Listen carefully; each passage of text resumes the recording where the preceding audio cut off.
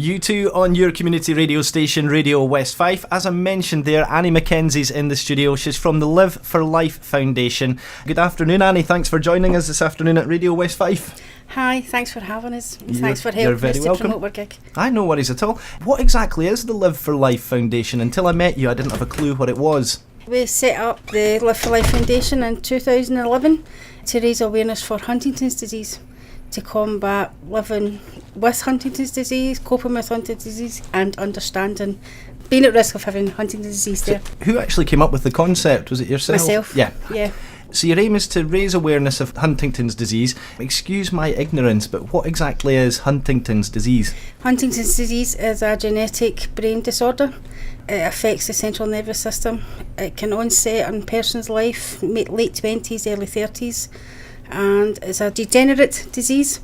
It's life-changing for the whole family, and it's a big impact on the whole family. So. Now, it's something that you're very passionate about because Huntington's disease is something that's affected you personally. Yeah. Can you tell me a little bit about that? Yes, when I was born, my father was quite violent towards my mother, and when I was roughly about 6 years old, he was diagnosed with Huntington's disease. So that's when we found out, the mother found out actually that all our 4 daughters were now at risk of having that. So from a very young age, I had to run home from primary school, get my dad off his special bus, give him his special cup with his tea, and now I have 2 sisters with Huntington's disease, so it's very close to my heart.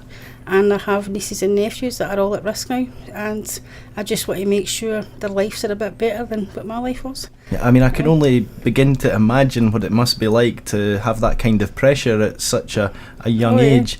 You've got a rather unique approach to raising awareness for Huntington's disease. You're organising semi-regular music gigs, one of them in the Woodstock Music Lounge in Wellwood. How is that going for you? Brilliant. We're getting great support from the Dunfermline area, from the businesses and the local community. And the guys up at the Wellwood, they couldn't be any more hospitable if they tried. It makes it so much easier when you do get support like this to make it all happen, because I come from West Lothian, so I travel to make these things happen. I encourage other families, members who are facing Huntington's disease, to get on board to help. And it's a struggle to cope with something like that and then try to organise stuff as well. So it's good that we've got all the professional supports behind us. What should people expect if they come along to one of your gigs? A brilliant day out. Simple as that. Earlier on, just before we came on air, you were mentioning some of the sort of special arrangements that the venue was making for you. Can you tell us a wee bit about that? Well, they're contacting, like Radio West Fife, they contacted yourselves. They're contacting people in Dunfermline to come along and give us support. They're trying to get some special guests to come along, who I can't mention at the moment, but that'll be mentioned closer to the date. And as I say, it just makes it all easier. You know what I mean? They've already met my sister who's got Huntington's, so they know exactly what they're dealing with. They're well aware that people will be coming in and they will look drunk, but they've got Huntington's. And that alone just eases the day for anybody coming along, whether they've got HD or not. We call it HD because it's cooler than Huntington's disease. Yeah, I suppose. Yeah. You know what I mean?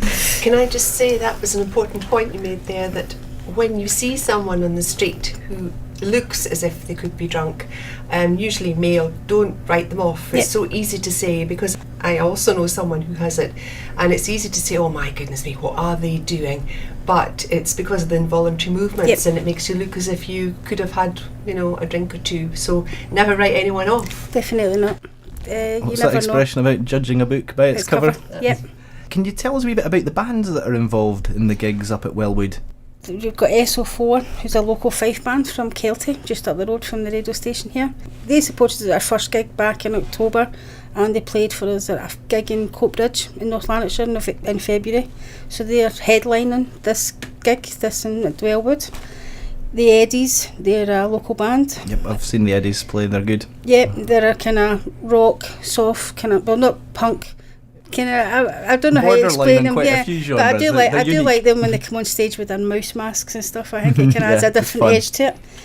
4:30, it turns out I was actually in school with the drummer at 4:30, so I'm quite chuffed that somebody that knows my father, knows my family history, and finally got in touch with him after 20 odd years, and he's playing in a band that's at the gig for us. Polar Haze, sad to say, had to pull out due to one of the band members being not well, but they will help us out again. Homesick Aldo, another local Fifer. This guy's talent is just amazes me. I mean, one-man band is just amazing. Mouth organs, drums, the voice on him, go for it, you know what I mean. The Zoo, I've yet to hear them live myself, but they were very keen to get on board. So they contacted Wellwood themselves, and through them, that's how they got on the list. The Cosmonauts are an Edinburgh-based band, very rocky. I love their cello. One of the girls is from Fife herself, so she's very keen to support. They've played 3 to date gigs for us. The Other Side, another Fifer band, and very keen and very understanding that HD needs to be made aware of. Honey Badger, well, that's a bit of a laugh with Honey Badger, because that's James Ward from the Wellwood. He'll be kind of taking the stage on his own. So he kind of came up with this name one night at Peeble in Glasgow, and we went with it. So he was quite surprised I put the Honey Badger name on the post. Brilliant. And Fireside Aliens, another local Fifer band. Again, I met them in Edinburgh, and they're very well keen to get on board to help HD awareness. They also played at an HD awareness gig in Edinburgh that was run by a group of guys that I met. They hold monthly gigs, indie gigs, at the Henry Cellar Bar in Edinburgh. That's some lineup though, and you've got a couple of other special guests coming as well. You're not allowed to talk about yet, but you'll let us know as soon as you can, won't you? I can plug them as much as I can. Promise. Oh, definitely. It's not just about the music though. As I say, you've got a very different approach to things. You organised sporting events last year as well. How did these things go? Did they grab people's attention? In 2010, my niece was attending a high school in West Lothian, and we were finding that the teachers didn't really understand what it's like for a kid being a young carer, but also being at risk of what they're caring for. And I found out they had another family held an HD awareness event in Midlothian for Huntingtons Disease, and it got a great reaction. So I thought, well, that can happen anywhere now. So with the help of West Lothian Council, the SFA, teachers at one of the high schools, we arranged a football event. So 50 kids turned up, they played. We had Livingston footballers come along, presented them with medals, certificates, and now we have a yearly football event at Broxburn United Football Ground. The next one is 28th of September, and 200 kids are taking part. And 28th September at 6 o'clock, and I don't know how many footballers are coming, but each year it grows and grows and grows. It's just amazing, and the kids are amazed that we don't get into too much detail with kids, because it's quite when you start talking about all the science stuff, it gets a bit much for them. Yeah. But they're just amazed that they're helping somebody have a better life that day, you know what I mean? So that's our reward. Back to the impact that your work has, directly on people affected by HD. What difference do you think they're feeling already? When somebody comes along to a gig or a football game that's got Huntington's, and they see the amount of people that are now aware, that alone just makes their day. Our constitution, the 4 people on our trustee board, we're all from HD families. The signature that signed us all off on our constitution is a guy from Edinburgh who has got Huntington's, and every time this guy sees us together and sees what we're doing, his wife says it's just like switching a light back on in his head. And that alone, I mean, to see one guy smile, it's just a reaction. It's like a chain reaction, as the song goes. Yeah. And my own sisters, one of my sisters lives in Preston, and every now and again I send her a flyer, or I send her a poster or a t-shirt, and that amazes her that somebody's out there changing the future for her kids' lives. And the same with my other sister, she attends the gigs and the football, and she gets to kind of rock out and mosh and do her pogo, and nobody's there to kind of judge her because she's got HD. You do this work for the Live for Life Foundation voluntarily. It's basically your charity, so to speak. Why do you think there's a need for you to take on that kind of work?